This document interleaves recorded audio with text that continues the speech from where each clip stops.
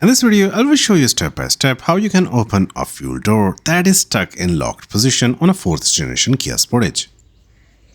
Normally, when you unlock the vehicle, the fuel door also unlocks.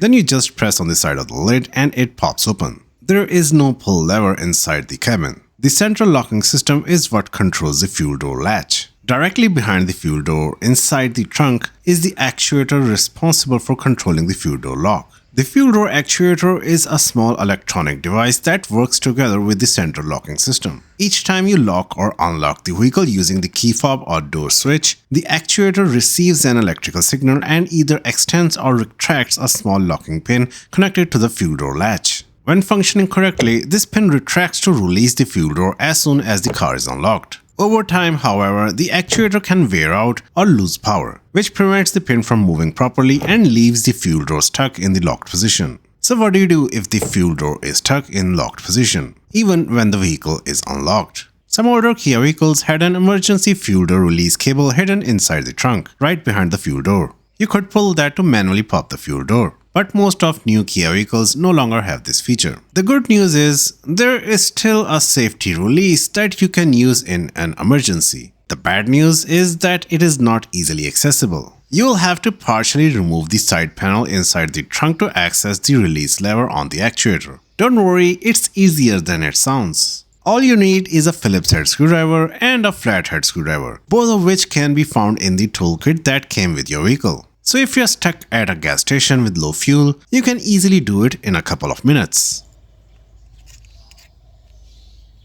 First, remove the luggage board. The luggage board, also called the cargo floor panel, sits flat across the trunk. Simply lift it up by the handle, tilt it upward and slide it slightly towards you. Then lift it out completely. No tools are needed and the board is light enough to handle easily. Next, remove the cargo cover. Find the end of the cargo cover where it is attached to the side of the trunk. Gently pull the end inward to release it from the slot. Then slide the entire cover out.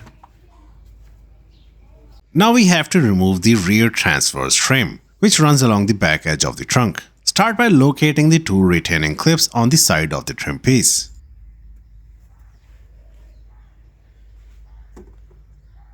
Use a flathead screwdriver from your toolkit to gently pry up and release these clips.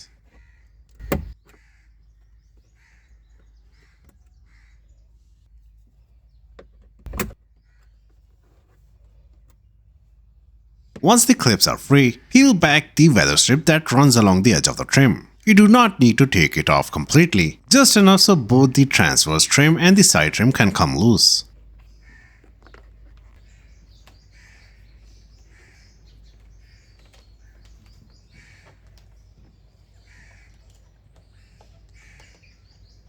With the clips removed and the weather strip pulled back, grip the transverse trim firmly and pull it upward. It's held in place by 6 clips along the back, so apply steady, even pressure until they all pop free. Once removed, set the trim aside in a safe place so it does not get stretched. Next, fold down the rear seats to give yourself more room to work. We are not going to fully remove the side panel, because doing that requires taking the entire seat out. Instead, we will just bend the side panel outward slightly from one side, just enough to reach in and access the fuel door actuator. Now remove the 2 screws securing the side trim to the floor. Use a Phillips head screwdriver from your toolkit.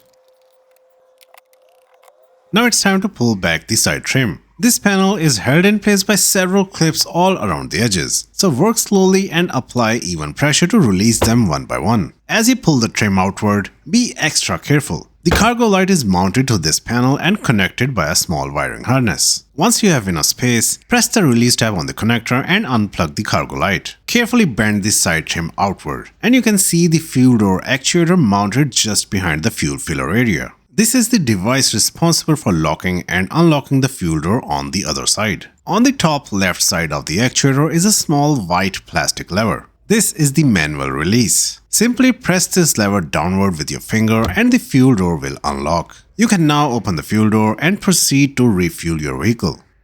Let me show you exactly how the lever moves when everything is working properly. When you press the lock button on your key fob, the actuator engages and the lever slides to the right. This motion extends the locking pin into the fuel door, keeping it securely closed. Then, when you unlock the vehicle, the actuator pulls the lever back to the left. This retracts the locking pin from the fuel door so that it can be opened. This simple back and forth movement is what controls whether your fuel door stays locked or unlocked. With the fuel door opened, now it's time to put everything back together. First, bring the side panel back into place. Before you seat it, reconnect the cargo light connector until it clicks securely.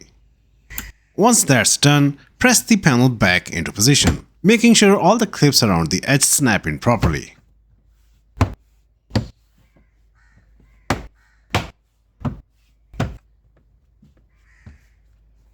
Then reinstall the two screws on the floor and tighten them snugly. Next, move on to the rear transverse trim. Before putting the trim back, make sure all the clips are present and intact. These clips are important for keeping the trim firmly in place, but they can easily snap during removal. If you find any broken clips, it's not a big issue. You can easily find them online and they don't cost much. One of the clip broke when I was removing the trim, so I will be swapping it out to ensure the trim sits properly and stays secure. Now back to reinstalling the trim. If you look inside the trim, you will see 3 hooks molded into the trim. These hooks must slide into the slots on the cargo floor.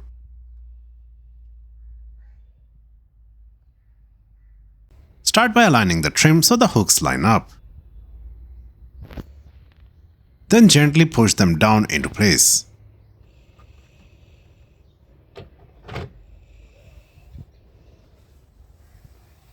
Once the hooks are seated, press along the top of the trim to engage the clips.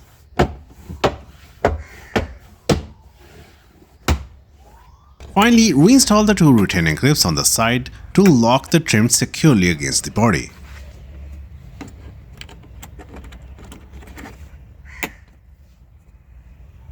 Now reinstall the weather strip.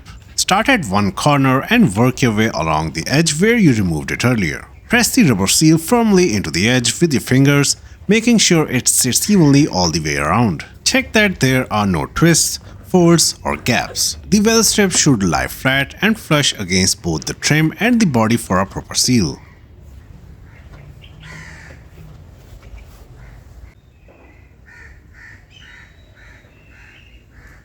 Finally, put the luggage board back in place. Hold it from both sides, lower it into the cargo area and rest it on the side supports. Make sure it sits flat and is completely level. Now reinstall the cargo cover. Take one end of the cover and slide it into the mounting slot on the side of the trunk. Then do the same on the other side.